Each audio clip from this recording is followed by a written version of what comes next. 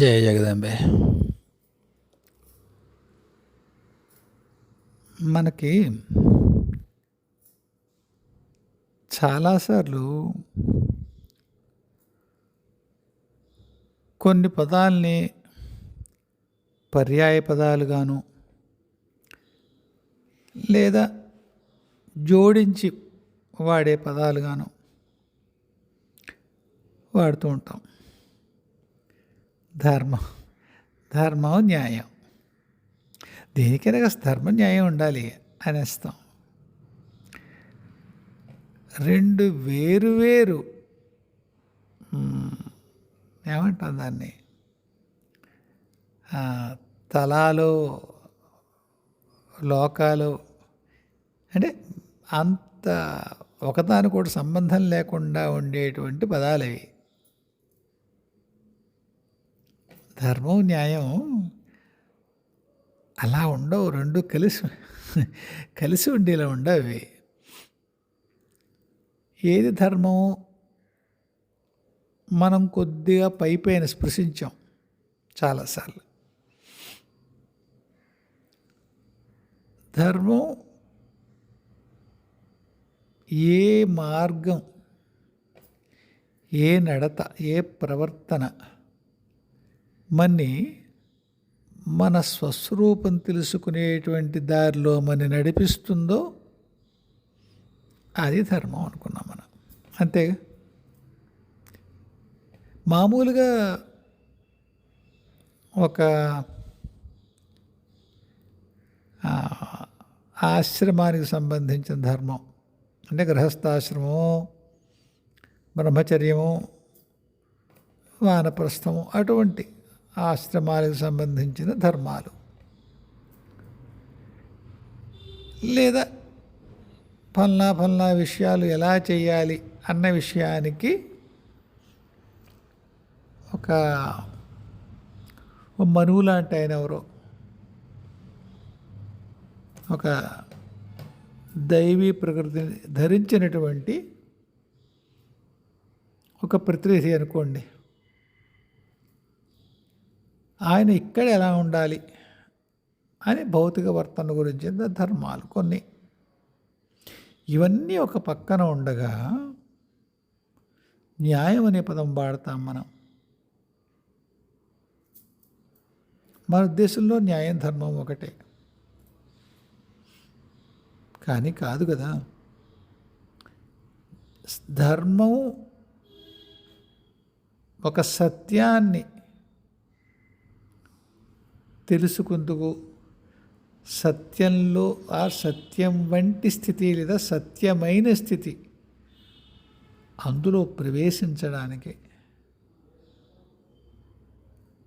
అది అనువర్తించవలసినటువంటిది ధర్మం.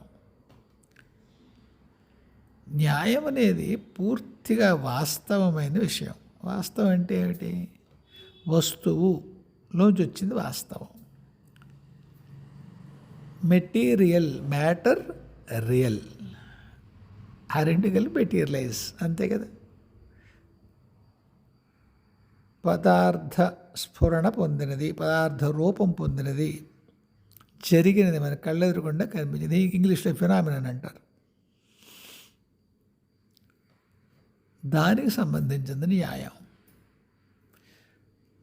దానికి ధర్మంతో సంబంధం లేదు. దానికి ధర్మంతో సంబంధం లేదు. ఒక ధర్మం ఉందనుకోండి, అది ఒకానొక కాలానికి సంబంధించి విశ్వజనీయమై ఉంటుంది. అది అర్థంగా గమనించండి. ధర్మం ఒక కాలానికి సంబంధించినంత వరకు విశ్వజనీయమై ఉంటుంది. అంటే ఇంగ్లీష్లో చెప్పాలంటే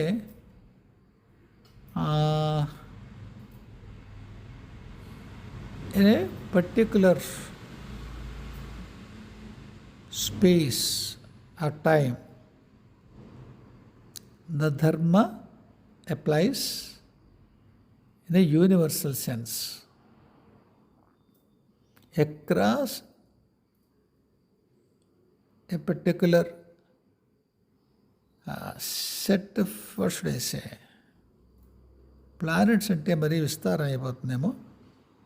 భూమి అంతా అనుకోండి పని. It applies to all the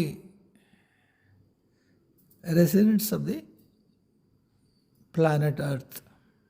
అదో ధర్మం. ఒక కాలఖండానికి సంబంధించింది సుమా. న్యాయం వచ్చేసరికి ఒక్కొక్క ప్రాంతంలో ఒక్కొక్కలా ఉంటుంది, ఒక్కొక్క సెక్ట్కి ఒక్కొక్కలా ఉంటుంది. ఇందాక చెప్పినట్టుగా పూర్తి వస్తు సంబంధమైనది, భౌతికమైన విషయాలకు సంబంధించినటువంటి ఒక నియమావళి న్యాయం. మీ ప్రాంతంలో ఒక న్యాయం ఉంటుంది. మీరు మళ్ళీ న్యాయం అంటే సంస్కృతంలో ఒక పదం ఉంటుంది, న్యాయం అని. పరిశేష న్యాయం, మార్జాల కిషోర న్యాయం, అలాంటి సెట్ ఆఫ్ రూల్స్. అటు వెళ్ళకండి.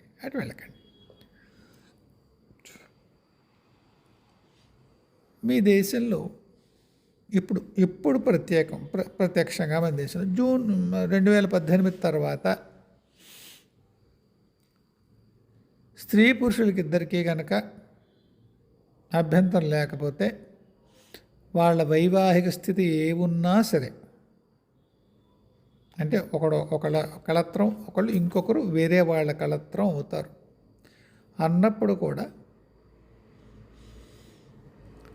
న్యాయం ఏముంటుందంటే, వాళ్ళిద్దరికీ కనుక అభ్యంతరం లేకపోతే వాళ్ళ మధ్య శారీరక సంబంధం న్యాయపరంగా సరైనదే. ధర్మపరంగా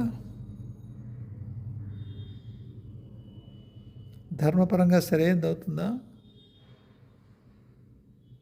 అవుతుంది. కానీ మొత్తం అందరికీ ధర్మపరంగా సరైనది అవ్వదు. ఎన్నో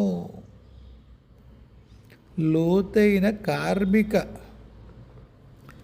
సంబంధాలను బట్టి, స్థితులను బట్టి ఒక్కొక్కసారి ధర్మం కూడా కాగలదు, ధర్మబద్ధం కూడా కాగలదు.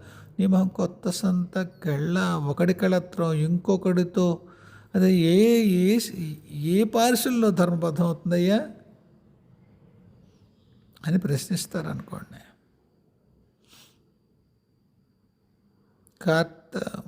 వాళ్ళ పేరు అంబాలిక వాడు విచిత్ర వీర్యుడు. ఇంకొక ఆయన ఎవరో ఉంటాడు, ఈ ధృతరాష్ట్రుడు వాళ్ళ తండ్రి.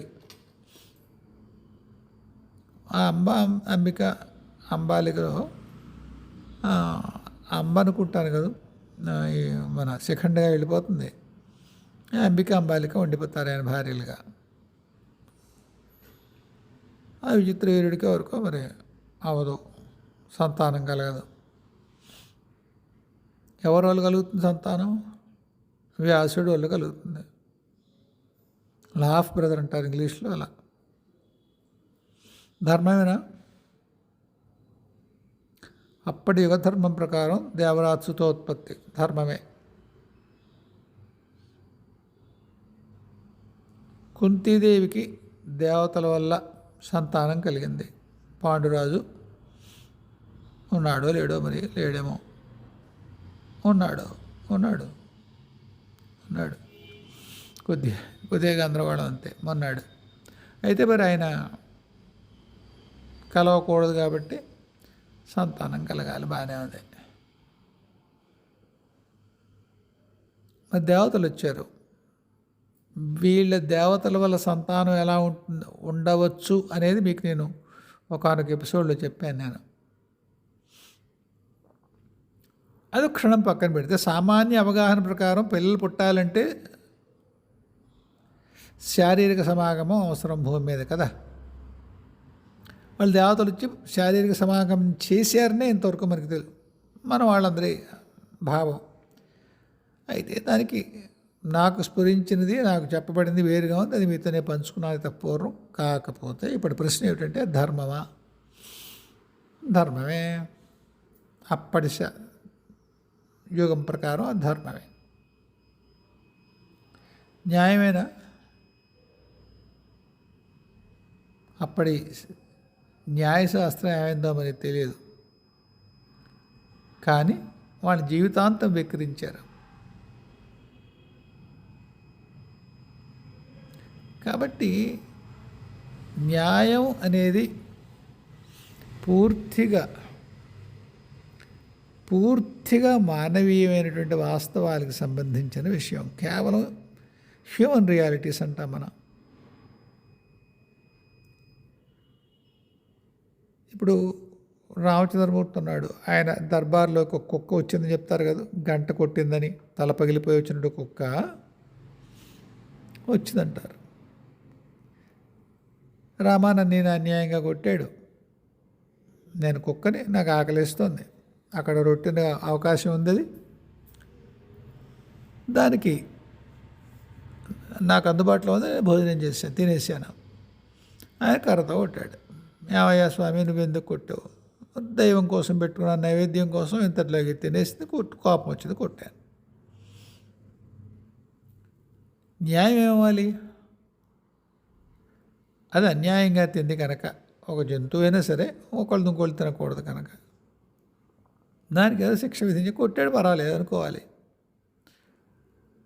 అదేమిటి నేను నా జంతు ధర్మం ప్రకారం నేను తిన్నాను అని చేతను అనడానికి ఏమి వీలు లేదండి.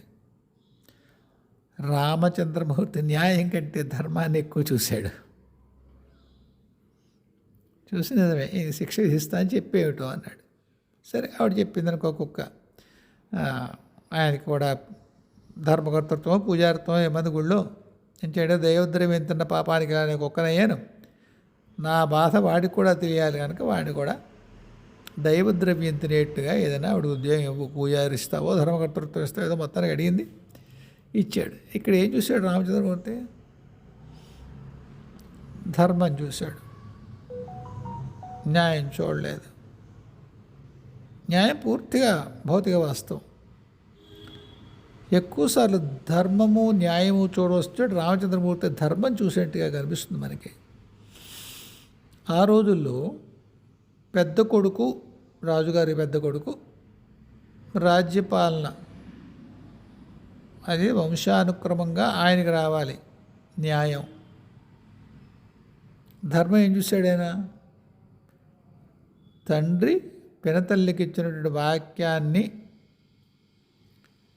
ఇక్ష్వాకు వంశ ప్రతిష్ట నిలబడేట్టుగా, తండ్రి మాట నిలబడేట్టుగా తను రాజ్య పరిత్యాగం చేసి అడవులకు వెళ్ళినాము. ధర్మం అది చేశాడు ఆయన. న్యాయం కేసి వెళ్ళలేదు ఆయన. న్యాయం కోసం చూస్తే ఆయనే మహారాజు అవ్వాలి. ఈ సందర్భంలో ఇంకొకళ్ళు ఎవరు అడిగారు, పేర్లు చెప్పడం లేదు, చాలామంది అడిగారు వాళ్ళని. సీతమ్మ రామచంద్రమూర్తి ఏమన్నది, నేను రామాయణం చదవలేదమ్మా, ఎవరో ఇలా పెద్దవాళ్ళు చెప్తుంటే వినడమే, మా నాన్న కొంత చెప్పినాడు విన్నాను. సరే నీ సేవ చేసుకుంటూ ఉంటాను, అంత సౌమ్యంగా చెప్పినట్టుగా లేదు అమ్మ, అంత సౌమ్యంగా చెప్పినట్టు లేదు. ఆవిడేముంది, నేను పెళ్లి చేసుకున్నాను, నీతో ఉంటాను, నేను అంతఃపురంలో ఉండడానికి కాదయ్యా స్వామి, నీతో ఉండడానికి, నిన్ను అనుగమించి నువ్వు ఎక్కడికి వెళ్తే అక్కడికి వస్తాను. రామచంద్రమూర్తి అన్నాడు, అక్కడ చాలా రాక్షసులు ఉంటారు, క్రూరమృగాలు ఉంటాయి, నువ్వా సుకుమారి, అయ్యా అమ్మల సేవ చేస్తూ ఉంటారా ఇక్కడ అంతఃపురంలో. నేను ఎక్కడో చదివాను, అమ్మకి అప్పుడు 19 ఏళ్ళట, 19. ఆవిడ దాన్ని ఎంత చిద్విలాసంగా తీసుకుందంటే ఆ అడిగి వెళ్ళడం అనే విషయం ఆవిడ వెళ్ళేటప్పుడు చెప్తారు.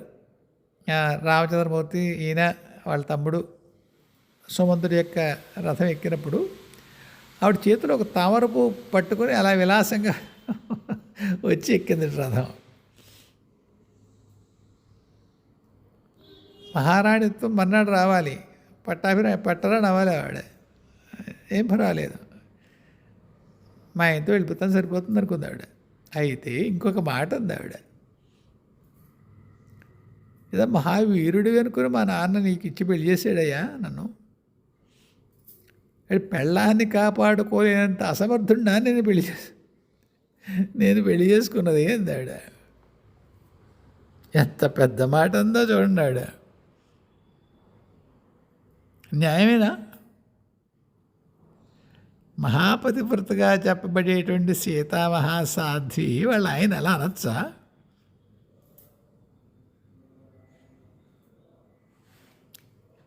ఇది ఎందుకని నమ్మాలా?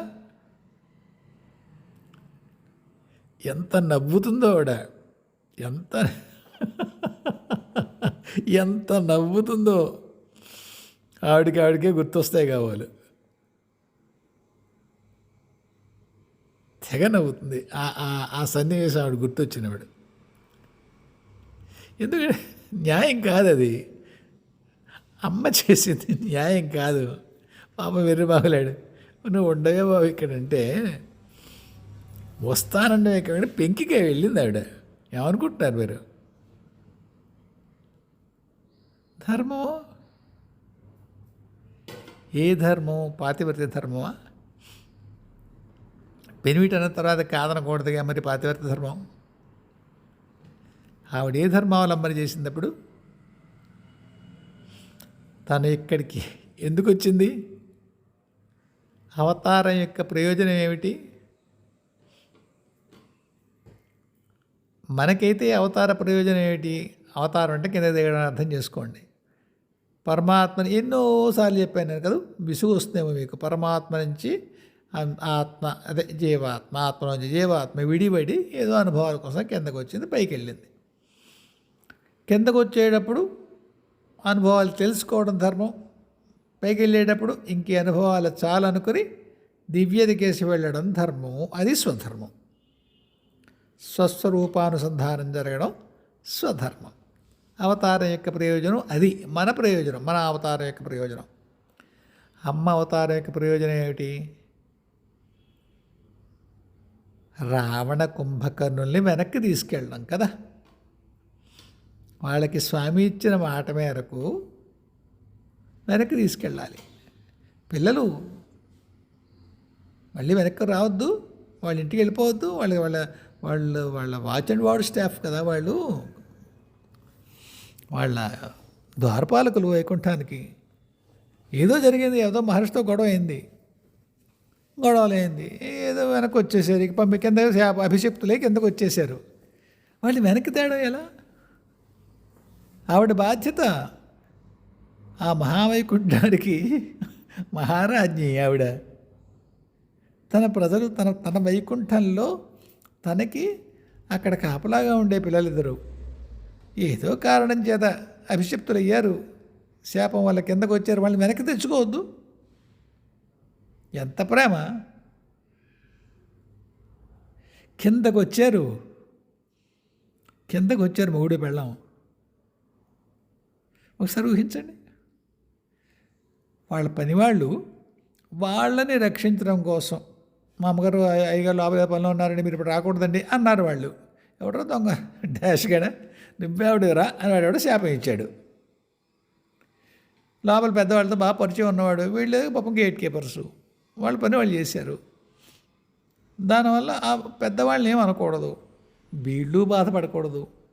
కాబట్టి పెద్దవాళ్ళు లోపలికి వచ్చిన వాళ్ళని గౌరవించి వాళ్ళని పంపించి తర్వాత ఏం చేశారు? రే నాన్న మీరు ముందెళ్ళండి, మేము వెనక్కి వచ్చి మిమ్మల్ని తీసుకొచ్చుకుంటాం. అమ్మ అవతార ప్రయోజనం అది. ఏం చేస్తుంది? అమ్మ అయిపోయాయి. ఏమొత్తుకున్నారో మనకి ఏం తెలుసు. అందుకని పాతివర్త్య ధర్మాన్ని పక్కనడేసి వెళ్ళవే పెద్ద మనిషి అంత పెళ్ళాన్ని కాచుకోలేడు నీకెందుకే పెళ్ళి అన్నట్టుగా మాట్లాడి కాచగలవాలే చెప్పు. మగాడే కదా, కాచుకోలేమేంటి? పెళ్ళ మీద ఎవరిన రాక్షసులో మృగాలు వస్తే చంపుకోవయ్యా, నీ బాధ్యత తప్ప అంది. నీ దుంప ఇది ఎక్కడ పెట్టావే అనుకున్నాడు. సరే అమ్మ బాబు రా అయితే గోల అన్నాడు. వనవాస ధర్మాలేవి ఆవిడికి పట్టవు. ఆవిడ 7 వారాల నగలు అన్నీ గట్ట చక్కగా పెట్టుకెళ్ళింది. ఈయనకే నారచీరలు, అమ్మకేం నారచీరలు లేవు. ఆ రూల్ ఆవిడకి వర్తించదు కూడా. వెళ్ళింది. ఏ ధర్మం? అవతార ధర్మం. అదేమిటి?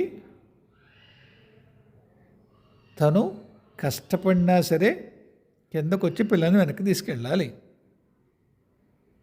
వచ్చింది. అడవుల్లో తిరిగింది వాళ్ళ ఆయన వెనకాల. వెళ్ళడం విరాధుడితో మొదలు ప్రతిపాడు ఎత్తుకుపోదాం అనుకునేవాడే. మహాసౌందర్య రాశి మహాలక్ష్మి కిందకు వస్తే ఎలా ఉంటుంది? మళ్ళీ వాడే చెప్పాడు, అయ్యా నన్ను చంపాలి, మీరే చంపాలి, అందుకు సీతమ్మను పెట్టుకెళ్ళని తెప్పిస్తే దారి లేదు, నా బుధాలు తల నరకండి ఏదో చేయండి అని వాడే చెప్పాడు. విరాధుడు మొత్తం చెప్పారు. అయింది. అక్కడికి వెళ్ళిన తర్వాత లేడీ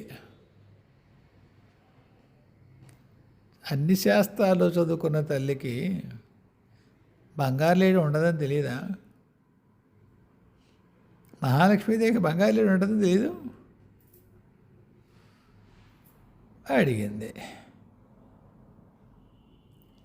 అడిగిన తర్వాత అక్కడెక్కడికో వెళ్ళిపోయింది. అది మరిదిని పంపించడానికి ఎలాంటి మాటలు మాట్లాడింది? నాకు అనుమానమే నీ మీద,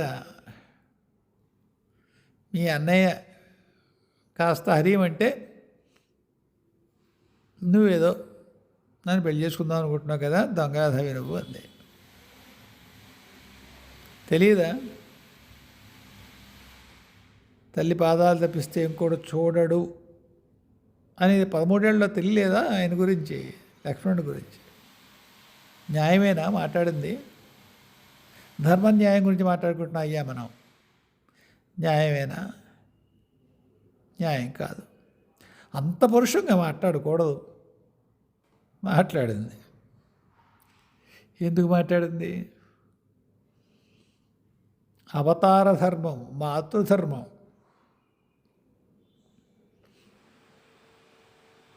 ఎవరి పట్ల దూషణ? వాళ్ళ ఇంట్లో వాళ్ళే అందరూను.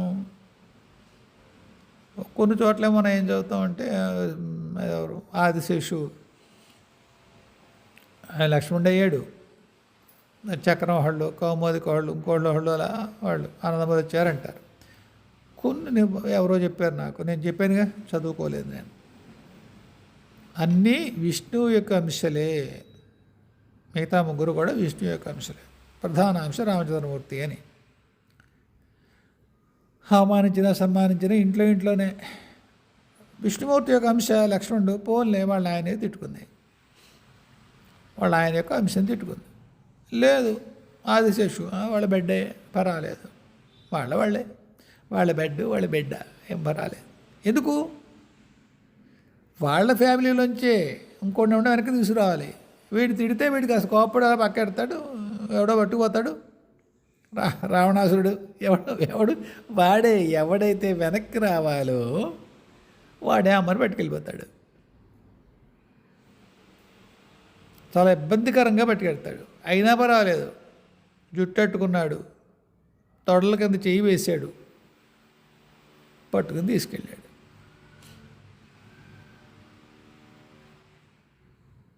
అమ్మకి కొద్ది ఒంట్లో పోతే కొడుకు ఎలా తీసుకెళ్తాడు? తలానికి కాళ్ళు పట్టుకొని మోకాళ్ళ కింద చెయ్యి వేసి తీసుకెళ్తాడు. అంతే, తప్పేం లేదు. కాసేపు మాయ ఉందో లేదో మనం అనుకుంటున్నాం రావణాసురుడు తీసుకెళ్ళిపోయాడని. ఏమో స్వయంగా మహామాయ తల్లి వాడికేం మాయ కల్పించిందో, వాళ్ళ పిల్లాడేగా అటు తిరిగి ఇటు తిరిగి మళ్ళీ మళ్ళీ చెప్తాను అదే మాట. వాళ్ళ వాచ్ అండ్ వార్డ్ స్టాఫ్, వాళ్ళ గేట్ కీపరు, వాళ్ళ ద్వారపాలుడు వాడిని వెనక్కి తీసుకెళ్ళడం కోసం వచ్చింది. మరి వాడే తీసుకెళ్ళాలి. వాడు వెనక్కి రావాలంటే అమ్మని వాడే తీసుకెళ్ళాలి. ఈ లక్ష్మణస్వామి ఇక్కడ కూర్చుంటే ఎవరు తీసుకెళ్తారు? ఇక్కడే బాణాలు చేయడేనా? కాబట్టి వాడిని పక్క పంపించింది. ధర్మావలంబన చేసిందా అమ్మ? పక్క 100% ధర్మావలంబన చేసింది. సరేనా? న్యాయం చేసిందా? కాదు, ముమ్మాటికి కాదు. తన మరిది తన్నే తల్లిగా చూసేవాడు, వాడి పట్ల అలా అనుచితంగా అంత దుర్భాషలు ఆడరాదు. న్యాయం కాదు. ధర్మం ఏది? మనం మాట్లాడుకున్నది ధర్మం. అందువల్ల ధర్మాన్ని అనుగమించింది అమ్మ. అయిపోయింది, ఎత్తుకుపోయాడు. తర్వాత ఏం చేసింది? ఎక్కడికక్కడే చూడండి, బాబు నేను నీకు కొడుకునమ్మా, నువ్వు నా వీపేది కూర్చో తల్లి, నేను తీసుకుపోతాను అన్నాడు. ముందు నవ్వింది, వెటకారం అయింది, బోడి బుడ్డి పిల్లంత ఉన్నావు, నువ్వేం చేస్తావురా అంది. విరాట్ రూపాన్ని చూపించాడు. అప్పుడేమన్నా ఆవిడ? ముందు నువ్వు తీసుకెళ్ళలేవంది, నవ్వింది. కాదమ్మా నా రూపం చూడన్నాడు ఆంజనేయ స్వామి. అప్పుడేమిటి న్యాయం ఏమిటి? అంతకుముందు అన్న వాటికి తోనాబొడ్డు అని, sorry my dear son, okay నడు, నేను నడి మీద కూర్చుంటాను రా అనాలి. పట్టుకుందికి ఏదో మార్గం చూడనా అంటే తాడేసి పట్టుకు ఇవ్వడా, గడ్డి మీద తీసుకెళ్తా అన్నవాడు వాడు పడిపోకుండా చూడగలడు కదా, ఏవో తాడిస్తాడు, కట్టుకుంటాడు, పట్టుకోవే అమ్మ అంటాడు, అయిపోయింది. 5 నిమిషాలు అవతల పక్క ఉంటుంది. న్యాయం అది. ధర్మం ఏమిటి? వాళ్ళ ద్వారపాలుడి యొక్క భౌతిక శరీరాన్ని చంపి వాడిని వెనక్కి తీసుకెళ్ళాలి. అభిషప్తమైనటువంటి ఏ శరీరం ఉన్నదో, రాక్షస ఉపాధిలో తన ద్వారపాలుడు ఉన్నాడో వాణ్ణి ఆ రాక్షస ఉపాధి నుంచి విముక్తి చేసి వెనక్కి పట్టుకెళ్ళాలి. ఎవరు? స్క్రిప్ట్లో ఏమనుంది? వాళ్ళు ఆయనే మళ్ళీ వెనక్కి వచ్చి చేయాలి అని ఉంది. వాళ్ళు ఆయనతో పాటు ఈవిడ వచ్చింది. ఇప్పుడు వాళ్ళ ఆయన వచ్చి చంపితే కానీ వీడి విముక్తి లేదే రాక్షస బాధలోంచి. అంచేత ముందు ఎటకారవాడి నువ్వెక్కడ తీసుకెళ్ళగలవు అని తీరా చూపించేదాకా అన్యాయంగా వెనక్కి తగ్గి లేదులే సామస్తాళ్లే అని ధర్మావలంబన చేసింది. కాబట్టి దైవం ఎప్పుడు ధర్మం పట్ల ఉంటుంది. న్యాయం కొండొకచో ఇబ్బంది పడ్డా సరే, మీరు ఎక్కడన్నా చూడండి, మీరు మహాభారతం తీసుకున్నా కానీ ఇంకో ఈ వేళ అంతా చెప్పుకోవచ్చు. ఎక్కడ ధర్మం, ఎక్కడ న్యాయం ఉన్నవి అని ఎన్నో ఉదాహరణలు ఉంటాయి కదా. ఇప్పుడు ఎవరికో ఒక భీష్మ ప్రతిజ్ఞ ఎవరో చేస్తారు. ఆ ప్రతిజ్ఞకి అననుగుణంగా కనుక మిగతా చుట్టుపక్కల ప్రవర్తించినప్పుడు అతను ప్రతిజ్ఞ ఇది చేయొచ్చు. ఉదాహరణకి కౌరవ వంశాన్ని కాపాడడానికి నేను భీష్మ ప్రతిజ్ఞ చేస్తున్నాను, నేను రాజ్యాధికారాన్ని వదిలేస్తున్నాను అన్నాడు కదా శాంతనుడు. భీష్ముడు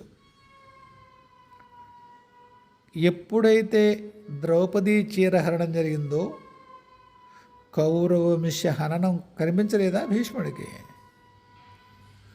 ఏ కౌరవవంశాన్ని కాపాడతానన్నాడో ఆ కౌరవవంశ వినాశనం ఖచ్చితంగా జరిగి తీరుతుందని తెలియలేదు ఆయనకి. మహాజ్ఞాని కదా. న్యాయం ఏమిటప్పుడు? తన ప్రతిజ్ఞాభంగాన్ని, ఏది తను చేసిన ప్రతిజ్ఞాభంగం. ఎందుకు?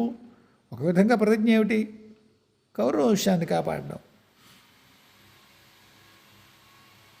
అప్పుడు న్యాయమే ఆ ప్రతిజ్ఞని అతను భంగం చేయడం. ఎందుకు? అతని దగ్గర ప్రతిజ్ఞాభంగం జరగకపోతే కొట్టు చేస్తారు, కౌరవ వంశం వినాశనం అవుతుంది. న్యాయం చేశాడా భీష్ముడు? ఆయన ఎందుకు వచ్చాడు? ఒక లార్జర్ స్క్రిప్ట్లో భాగంగా వచ్చాడు. ఎన్ని కోట్ల మంది భూమి మించి వెళ్ళాలి, అస్త్రాలు కీలితం చేయబడాలి, ఒక మహాయుద్ధం జరగాలి.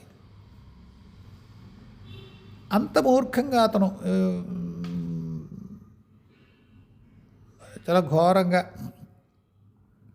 ఏదైతే అవని నేను మాత్రం నా ప్రతిజ్ఞ విరమించను అని ఒక అహంకారంతో కూడినటువంటి సామాన్య మానవుళ్ళ ప్రవర్తించాడు. అవునా కదా? వంశమే నాశనం అవగాక నేను రాజ్యాన్ని తీసుకోను. ఎందుకు తీసుకోరా అబ్బాయి? ఎందుకు తీసుకోవు? నువ్వు అన్నదేమిటి? కురువంశాన్ని కాపాడుతాను, కాపాడు. రాజ్యాధికారం తిరిగి తీసుకోవడం ద్వారా కాపాడు. నీ ప్రతిజ్ఞ వల్లే వంశనాశనం అవుతోంది, ఆపు. కేవలం నీ వైయక్తిక ప్రతిష్ట కోసం నువ్వు భీష్మ ప్రతిజ్ఞ పెట్టు కూర్చుంటావా? నాశనం అయిపోయినా. ధర్మం కాదు, న్యాయం కాదు. అవునా? కాదు, కాదు, ధర్మం. అవును. మహాకారుడు కృష్ణుడిగా వచ్చినప్పుడు ఆయన ప్రణాళి సాకారం అవ్వాలంటే భీష్ముడు అతి ముఖ్యమైనటువంటి ఒక పావు. రెండవ అతి ముఖ్యమైన పావు గాంధార రాజపుత్రుడు మనవాడు శకుని. శకుని న్యాయం చేశాడా? దుష్టద్యూతం ఆడడం ద్వారా శకుని అన్యాయం చేశాడు కదా. ధర్మం చేశాడా? ధర్మమే చేశాడు, ధర్మమే చేశాడు. మహాకాలుడి ప్రణాళికి వత్తాసు పలికాడు ఆయన. చరిత్రలో అతని యొక్క చరిత్ర హననం జరుగుతుంది. ఒక్కసారి శకుని ఊహించండి. 5,000 సంవత్సరాల తర్వాత దొంగముండావుడిగా ఉన్న శకునిలా తయారయ్యాడంటామే. శకుని కనుక అతను చేసిన పని అతను చేయకపోతే కృష్ణస్వామి ధర్మప్రతిష్ఠ చేయగలిగేవాడా? మహాకాళ ధర్మప్రతిష్ఠా ప్రణాళిలో ఎంత ముఖ్యమైన పాత్ర పోషించాడు. తన వ్యక్తిత్వంలో పరువు ప్రతిష్ఠ సర్వనాశనం చేసుకుని దైవం యొక్క కార్యంలో సంలగ్నమై తన కీర్తి హననం జరుగుతుంటే జన్మ జన్మాంతరాలు యుగ యుగాంతాలు తన పేరుని దుర్మార్గుడిగా చిత్రీకరించడానికి సిద్ధపడి శకుని దుష్టద్యూతం ఆడాడు. ఎంతటి ధర్మపరుడు! కాబట్టి ధర్మము న్యాయము చాలా సూక్ష్మతరమైన విషయాలు ఇవి. పుస్తకం చదివేసి తేల్చేయలేము, తేల్చలేము. ఇలా యుగయుగానికి ప్రతి చరిత్రకి ఆ యుగానికి దానిలో జరగవలసిన ధర్మ ప్రతిష్టకు వైయక్తిక స్థాయిలో కానీ సామాజిక స్థాయిలో కానీ గ్రహస్థాయిలో కానీ ఏది జరగాలో అది జరగడానికి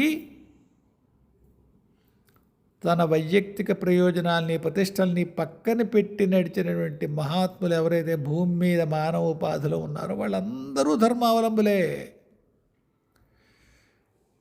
అందరూ ధర్మావలంబులే.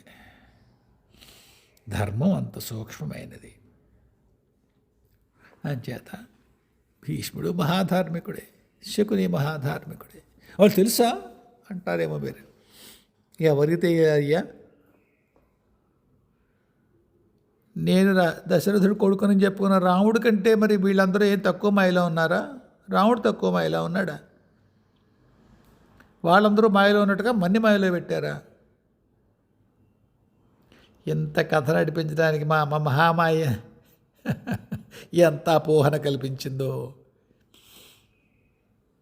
అపోహన ఉంటే స్మృతి లేకపోవడం. కృష్ణుడు ఒక చోట అంటాడు భగవద్గీతలో, స్మృతికి అపోహనానికి నేనే కారణం. అంటే గుర్తుండడానికి, మర్చిపోవడానికి.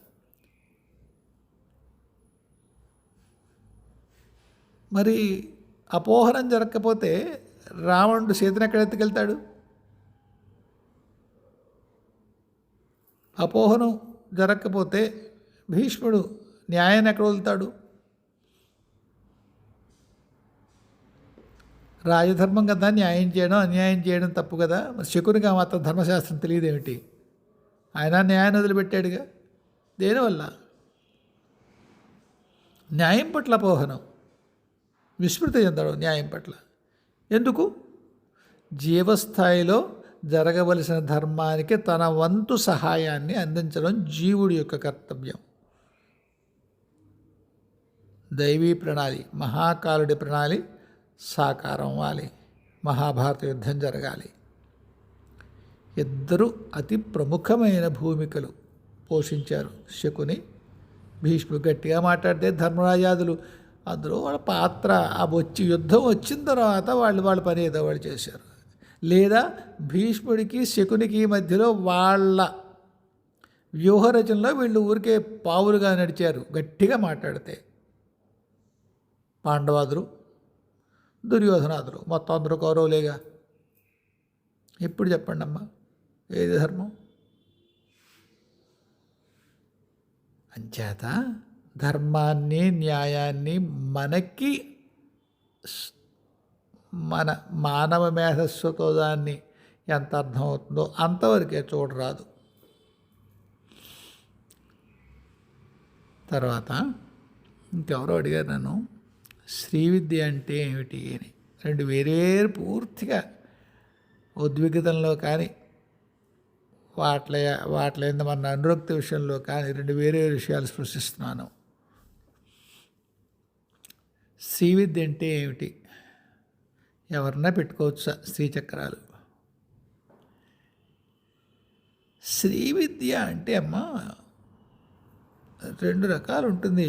నాకు చెప్పానుగా, శాస్త్రం కొంత తక్కువ తెలుసు. ఏ కృష్ణకుమార్ గారికో, రామగారు, మన మధు గారు, జయమ్మ గారు, వీళ్ళందరికీ అవి తెలుస్తుందేమో. శ్యామాక్రమం, శ్రీక్రమం అని రెండు ఉంటాయి నాకు తెలిసి. లలితా మహాత్రిపురసుందర అధిష్టాత్రిగా బిందు మధ్యంలో ప్రతిష్ఠితమైన మహాదేవి ఆవిడ అర్చనలు అందుకుని మనం ఉద్ధరించేటువంటి ఆ సంప్రదాయం, ఉద్ధరిస్తుందని మనం నమ్మేటువంటి ఆ సంప్రదాయం శ్రీవిద్య. టెక్నికల్గా చెప్పాలి అంటే మన బాలా త్రిపురసుందరి, లలితా త్రిపురసుందరి, రాజరాజేశ్వరి, ఈ ముగ్గురు అమ్మలు వేరు వేరు అవస్థాత్రయాల్లో ఉన్నాయని కొందరు చెప్తారు. కొందరేమో మహాత్ములు ఏం చెప్తారంటే లలితా త్రిపురసుందరి, రాజరాజేశ్వరి ఒకే చైతన్య స్థాయికి చెందినటువంటి దేవతలే వేరు వేరు కాలఖండాల్లో అమ్మ ఆ రూపాల్లో ప్రకటితమైందని కొందరు చెప్తారు. సరే, నాకు భౌతికోపాధికి దాని యొక్క స్ఫురణ లేదు. శ్రీవిద్య అంటే మాత్రం బాల, లలిత, రాజరాజేశ్వరి. శ్యామాక్రమంలో కాళీ మహాదేవి. కాళికి మిగతా వాళ్ళు పరివార దేవత, ఆమ్నాయ దేవతలుగా ఉంటారట. ఆ శ్యామాక్రమంలో అమావాస్య విశేషం. శ్రీక్రమంలో పౌర్ణమి విశేషం. నిత్యలో కూడా పౌర్ణమిని అనుగమించే ఉంటాయి అనుకుంటాను.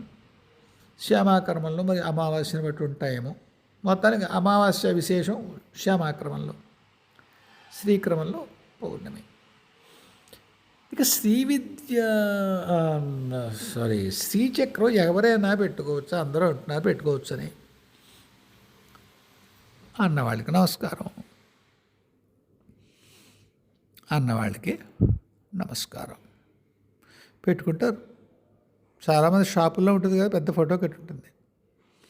అది పెట్టుకున్నాక మాకు చాలా మంచి జరిగింది అంటూ ఉంటారు. యాదృశీ భావన ఇతర సిద్ధిర్భవతి తాదృశి అనుకోవడం, నమస్కారం పెట్టుకోవడం. అంత విస్తారమైనటువంటి సంప్రదాయం, దాని చుట్టూ అల్లుకున్నటువంటి అనేకటువంటి రీతులు, పద్ధతులు, ఆచారాలు, మంత్రాలు, ఎంత సంక్లిష్టమైనటువంటి ఒక వ్యవస్థని మీరు చిన్న కాగితం మీద ముద్రించి మీ షాపులో గోడ తగిలించి, శుక్రవారం నాడు దానికి ఒక అగరు తొలగించి అటువంటి వైద్యం పెట్టి సరిపోయేది లేకుండా అంటే ఉంటుందేమో, మరి తెలియదు, నాకు తెలియదు. అయితే భావనలో అగౌరవం లేదు, ఏదో మేలు జరుగుతుంది పెట్టుకున్నాడు. ఎవరో ఒక పరివార దేవత లలితా పరమేశ్వరి వస్తున్నాయంటే మీ షాపులో పెట్టిన కాగితం బొమ్మలోకి, ఆ రేఖాచిత్రంలోకి అమ్మొస్తుందా లలితా పరమేశ్వరి? ఎన్నెన్ని పద్ధతులతో ఆవిడ కళల్ని అక్కడికి ప్రతిష్ఠించాలో అర్చన చేసే వాళ్ళకి తెలుస్తుంది. ప్రతిదీ ప్రతిష్ఠే. అటువంటి దైవ వ్యవస్థని ఒకరితో అటువంటితో పిలిచేయచ్చు అని చెబితే చెప్పిన వాడు మాత్రం తప్పకుండా దెబ్బతింటాడు. అతను అవమానిస్తున్నాడు. తెలియక దాన్ని కొట్లో పెట్టుకున్న వాడికి ఏం తప్పలేదు సుమా. వాడికల్లా వాడు షాప్లో కాస్త లాభాలు పెరగాలి, ఎక్కువ మంది కస్టమర్లు రావాలి, అంతేనా? మోక్షం కోసం పెట్టుకున్నాడేంటి కొట్లో? కాదుగా, కొట్లో కస్టమర్లు రావాలి పెట్టుకున్నాడు. ఎవరైతే నువ్వు కొట్లో పెట్టుకో, ఓ బొట్టెట్టుది, గంధము బొట్టు పెట్టి శుక్రవారం నాడు అగరతో ఏం చట్టిపండి పెట్టు అన్నాడే, వాడికి మూడుతుంది. రెండవ అభిప్రాయం లేకుండా వాడికి మూడుతుంది. ఎందుకు? వాడికి దాని లోతు తెలుసు. ఒక మొత్తం విశ్వ వ్యవస్థని ఒక రేఖాచిత్రంలో ఉంచేటువంటిది శ్రీచక్రం. నేను భూప్రస్థానం గురించి మాట్లాడుతున్నాను, మేరు గురించి మాట్లాడలేదు. మేరువైనా అంతే. మామూలుగా కూడా మనం ఆఫీసులో షాపుల్లో తగిలించుకునేది ఏముంది, 2 డైమెన్షన్లే కదా. అందులోకి పెట్టేసి నువ్వు చేసేసుకో అని ఎవరైతే చెప్పాడో, దాని విలువ తెలుసున్నవాడు అయ్యుండి, దానికి ఎటువంటి శౌచము అవసరమో, శుభ్రత అవసరమో, వాతావరణంలో ఎటువంటి నైర్మల్యం అవసరమో, ఎంత మంత్రపూతమై ఉండాలో మొత్తం ఆ వ్యవస్థ అంతా తెలిసి ఏ శౌచ స్థితిలో ఉంటారో తెలియనటువంటి కొనుగోలుదారులు ఎవరెవరు ఎక్కడెక్కడి నుంచి వస్తారో తెలియనటువంటి ఒక ఓపెన్ షాప్లో గోడ మీద కొట్టుకో, గోడ మీద తగిలించుకో అయిపోతుందని చెప్పాడే, వాడికి కర్మ కాలిపోతుంది. పరమేశ్వరి ఎందు వాడుకున్న నిర్లక్ష్య వైఖరికి పెట్టుకున్న వాడికి ఏమవదు.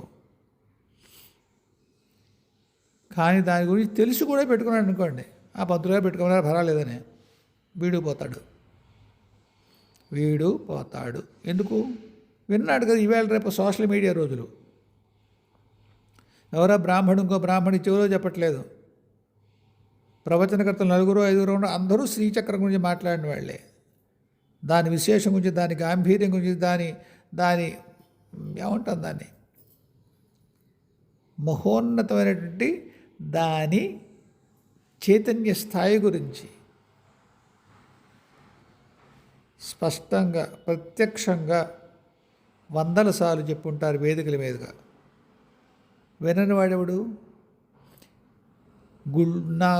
నా గోడ మీద, నా షాపులో గోడ మీద శ్రీచక్రం పెట్టుకుందాం అనుకున్నప్పుడు ఈ సామవేదం వారు, లేకపోతే చాగంటి వారు, పద్మాకర్ గారు, నండూరు శ్రీనివాస వాళ్ళు ఎవరు వినుండడా? మామూలుగా అడ్రస్సే గూగుల్ చేస్తామే. శ్రీచక్రం లాంటి ఇంట్లో పెట్టుకునేటప్పుడు లేదా షాపులో పెట్టుకునేటప్పుడు అంత ఓపెన్గా బహిరంగంగా ఎటువంటి శౌచానికి అవకాశం లేదు, ఆస్కారం లేని చోట పెట్టుకుంటున్నప్పుడు గూగుల్ చేస్తుండడా? చేసి అవి విన్న తర్వాత కూడా ఈ పని చేస్తున్నాడు, వాడికి కర్మ కాలుతుంది. సంక్షిప్తంగా చెప్పాలంటే తెలిసి శ్రీచక్రాన్ని అలా చేస్తే దాని పరిణామాలు భరించగలిగేలా ఉండవు. ఎవరైతే అటువంటి సూచన పెట్టేసుకో, ఎక్కడ పెడితే అక్కడ పెట్టుకో, దాన్ని ఎలా పెట్టుకున్నా పర్వాలేదు, కారులో పెట్టుకో, మీ వంటింట్లో కదా డ్రాయింగ్ రూమ్లో పెట్టుకో శ్రీచక్రాన్ని, చొక్కా మీద ప్రింట్ చేసుకుని వెళ్తే నీకు ఆపదలు రాకుండా ఉంటాయి కొండలెక్కేటప్పుడు. లేకపోతే ఆఫీసులో కనుక నువ్వు బనీని మీద చేసుకెళ్తే ఆఫీసులో అంతా నీకు వాతావరణం బాగుంటుంది. లాంటి విచిత్రమైనటువంటి సలహాలు ఎవరైతే ఇస్తారో, పాటిస్తారో వాళ్ళకి క్షేమం కాదు. అలాంటి ప్రయత్నాలు చేయకండి. దేని గౌరవం దానికి ఇవ్వండి, సుఖంగా ఉండండి. ఇదే దీంట్లో ఇంకొక ప్రశ్న వేశారు. విదేశాల్లో దైవాలు ఎలా ప్రకటితం అవుతారు? ఎవరికి విదేశం నాన్న? ఎవరికి విదేశం? అమ్మవారికా? ఆ దేవతలకా? మొత్తం సృష్టి అంతా ఎవరిదో వాళ్ళకి విదేశం ఏముంది? ఒక స్వదేశం, ఒక విదేశం ఉంటుందా? ఉండదుగా. కాబట్టి అమెరికాలో ఉన్నప్పుడు వెంకటేశ్వర స్వామి కనిపించకూడదు ఏంటి? మనకి కనిపిస్తాడు. ఆయన వెంకటేశ్వర స్వామిగా ఏ రూపంలో ప్రకటితం అవుతున్నాడు ఆ భూమి మీద, అదే రూపం. కాలిఫోర్నియా అయినా సరే, కాకినాడ అయినా సరే అలాగే కనిపిస్తాడు. కాదు, పాశ్చాత్యులకైతే ఎలా కనిపించాలి, వాళ్ళకి ఎలా అర్థం అవ్వాలో అలా కనిపిస్తారు. సందేహపడకండి. ఎంతమంది చూడలేదు రామచంద్రమూర్తిని, ధనుర్ధారి అయిన రామచంద్రమూర్తిని, తెలుసుకున్నారు ఆయన ఎవరో. ఎంతోమంది బ్రిటిష్ వాళ్ళు చూశారని చెప్తారు కదా, బోల్డ్ మంది ఉంటే మరి వాట్సాప్లో కదా, తెల్లారులేస్తే బోల్డ్ ఉంటే వాట్సాప్లో కదా. ఇంకొక విషయం, దేవతలు కేవలము కూడా మన కళ్ళకి కనిపించినటువంటి రూపం ద్వారా మాత్రమే గుర్తింపబడరు. మనం ఎన్నోసార్లు కళ్ళం అంటాం చూడండి. ఒక ఆయన కనిపించాడు,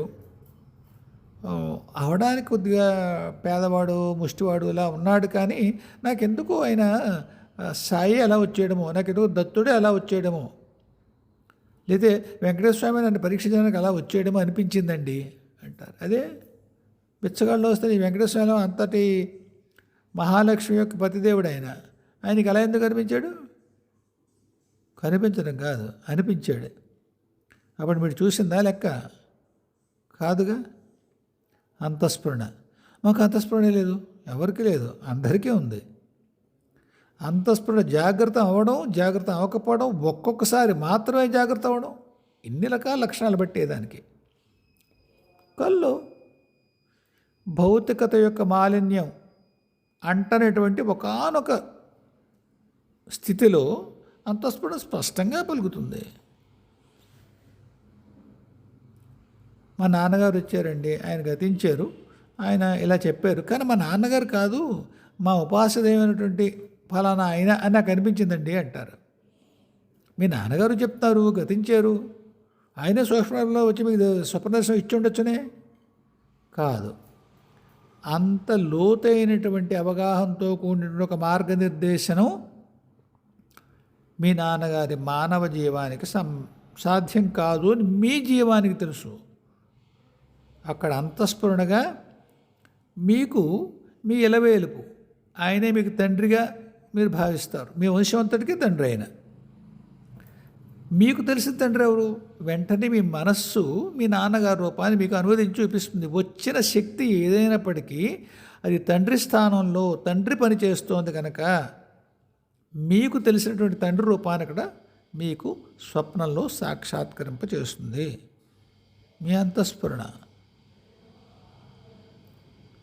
కాబట్టి విదేశాల్లో దైవాలు ఎలా ఉంటారు? ఒకటి, వాళ్ళకి విదేశం ఏం లేదు. రెండు, వాళ్ళు ఎలా ఉన్నా కానీ అంతఃస్ఫురణ వల్ల ఆ ద్రష్ట ఎవరైతే చూశాడో అతనికి ఆ దైవం యొక్క ఉనికి తెలియనే తెలుస్తుంది, నామరూపాదులతో సహా స్ఫురిస్తుంది. అందువల్ల కన్క్లూజన్ ఏమిటంటే ధర్మం పట్ల మెలకువగా ఉండండి. న్యాయం ధర్మం రెండింట్లో ఎంచుకోవాల్సిన పరిస్థితి వచ్చినప్పుడు ధర్మాన్ని ఎంచుకోండి. న్యాయాన్ని ఎంచుకోకపోవడంలో ఒకవేళ కష్టం వస్తే భౌతికం, అది భౌతికమైన కష్టమే. ధర్మాన్ని ఎంచుకోవడం వల్ల జీవ ప్రయాణానికి మంచిది, క్షేమం, శ్రేయస్సు. ఇక శ్రీచక్రం అంటారా, నా సలహా నన్ను అడిగితే నేను చెప్పేది శ్రీచక్రాన్ని ఎంత గౌరవించాలో, ఎంత శుచిగా ఉంచాలో అంత శుచిగా ఉంచండి, గౌరవించండి. అగౌరవించి వంశం మొత్తం మీద శాపాన్ని తెచ్చుకోకండి. ఎవ్వరు చెప్పినా సరే దాన్ని అగౌరవపరచకండి. పూజ చేయలేరా, ఊరుకోండి, పర్వాలేదు. ఒక్క ఉదాహరణ చెప్పి ముగిస్తాను. స్నేహితుడు ఒకడు వచ్చాడు, ఆదివారం వచ్చాడు. మరి ఆదివారం కొద్దిగా సత్సంగాలు ఏముంటారా, కొద్దిగా బిజీగా ఉంటుంది, ఏళ్ళు రాకురా. లేదన్నా ఏవేళ్ళు వస్తా, కలుస్తా నేను. సరే రా అయితే. సరిగ్గా పూజ అయ్యే టైంకి వచ్చాడు, తీర్థం తీసుకుంటున్నాడు. వాడికి ఎన్ని ఉద్ధరణలు ఇవ్వాలి లెక్కేదో, వాడికి 3 ఉద్ధరణలతో ఇచ్చాం. అయిపోయిన తర్వాత పక్కపక్క నవ్వి, అన్న నాకు నువ్వు 4 ఇవ్వచ్చే అన్నాడు. ఎందుకురా అన్న, నాకు పంచదశ ఉందన్నా అన్నాడు. బాగుంది, పంచదశ ఉంటే 4 ఉద్ధరణలతో నీకు తీర్థం ఇవ్వచ్చా? ఎంత చేస్తున్నావురా పంచదశి అని. కుదరట్లేదన్నా, నీకు తెలుసు కదా అన్నాడు. మావిడి కూడా ఉందిరా అన్నాడు. ఆవిడ అదే అంతే, ఈ పిల్లలతో కుదరట్లేదండి అంది. మరి చిన్నపిల్లలు అనుకున్నారు, పిల్లలు పెళ్ళిళ్ళు చేశారు. ఎన్ని కష్టాలు పడచ్చో వాళ్ళకున్నటువంటి ఆ క్వాలిఫికేషన్కి, వాళ్ళకున్న వేరే వేరే వీటికి మంచి స్థితిలో ఉండాలి. పిల్లల విషయంలో, ఉద్యోగం విషయంలో, వృత్తి విషయంలో అన్నింటిలో ఇబ్బందులే. మంత్రహీనం చేస్తున్నావురా నువ్వు. నీకు హక్కు గుర్తుంది, 4 ఉద్ధరణలు ఇవ్వాలి తీర్థం అని అధికారం. నీ బాధ్యత మంత్రం చేయాల్సిందే. లేదు అన్నా, నా దగ్గర పంచాయతీ ఉందిరా అన్నాడు. చేస్తున్నావా అన్నాను. రాదు, నీళ్లు పోస్తాడు, పూజ చేస్తాడు. ఏ బ్రాహ్మడివేగా, నేర్చుకోలేదేంటి? అర్చన నేర్చుకో. చీటికి మాటికి మనవాడే జంధ్యం యజ్ఞోపదాన్ని తండుకుంటారు కదా. మనవాడే అన్న, ఏం మనవాడు, సంధ్యావందనం చెయ్యవు, బ్రాహ్మడివి. ఆ కులంలో పుట్టడం వల్ల ఏం రాదురా తండ్రి. ఆ కులం నీకు ఇచ్చి కొన్ని ప్రివిలేజెస్ ఇచ్చింది, కొన్ని విచిత్రమైన అధికారాలు ఇచ్చింది. గాయత్రిని ఇచ్చింది, యజ్ఞోపవీతాన్ని ఇచ్చింది, మంత్రానికి త్వరగా అధికారం ఇచ్చింది. మిగతా వాళ్ళు గబుకున్న మంత్రం ఇవ్వడానికి మీరు ఏమిట్లండి, మీరు చేస్తారండి, మడి ఉంచుతారండి, శౌచం ఉంచుతారు, ఇన్ని ప్రశ్నలు వేస్తారు. బ్రాహ్మణం అంటే చేస్తావు కదా నాయన అని ఇచ్చేస్తారు. ఎందుకు? నీకు ఈసరికే నీ ఇంట్లో వంశానుగతంగా శౌచం గురించిన అవగాహన ఉంటుంది, చేస్తావు అనుకుని. జపం చేయవా, మంత్రహీనం చేస్తావా? ఇంట్లో పంచాయతీ ఉంటుందా? నీళ్లు పోసి కడిగేసి బొట్లెట్టేస్తావా? సమంత్రకంగా ఏం చేయవు? ఎలా సానుకూలపడుతుంది దైవం? దాని పట్ల నీ గౌరవం లేకుండా. సరే, ఒరే ఫలానా శాలగ్రామం లేదా ఫలానా విగ్రహం ఆ పంచాయతంలో, దానికి చిల్లు ఉందిరా అన్నాను. ఎక్కడో పగలడమో చిల్లు ఏదో ఉందిరా అన్నాను. నవ్వాడు. అన్నా నేను రోజు చేస్తాను రా, దానికి నాకు తెలుసు, ఏం లేదు అన్నాడు. నాయన నీకున్న ప్రస్తుతం ఉన్న కష్టాలు, వాడు అంత అర్జెంటుగా ఈ ఆదివారం ఎందుకు వచ్చాడు? ఏదో ఓ మంచి మాట చెప్తానని వచ్చాడు నా దగ్గరికి. నీకున్న పరిస్థితులు నాకు తెలుస్తున్నది, నీ పంచాయతీలో ఫలానా విగ్రహానికి శ్రద్ధ ఉన్నది, ఏదో పగిలిందో కన్నం ఉందో ఏదో అయింది చూసుకోరా అన్న నువ్వు అన్నావు కదా అంటే అయ్యే ఉంటుందిలే చూసుకుంటా అన్నట్టు తీర్థం తీసుకుని వెళ్ళిపోయాడు. ఇంటికి వెళ్ళాక ఫోన్ చేశాడు. అన్న ఫలానా సాలగ్రామానికి కన్నం ఉందిరా కింద చిన్నది చూసుకోలేదు, రోజు చేస్తాను ఏదా పడలేదో దృష్టి నాది. దానివల్ల అటువంటి శ్లథం లేదా ఒక గాయం, ఒక ఛిద్రం ఉన్నటువంటి సాలగ్రామం శుభకరం కాదు, చేయకూడదని పూజ, నదీ విసర్జనం చేయాలి. దానివల్ల కూడా వాడు కష్టాలు వచ్చాయి. వల్ల కూడా మంత్రహీనం ఎలాగ చేశాడు, ఎలాగ దానికి అనుభవిస్తున్నాడు వాడు.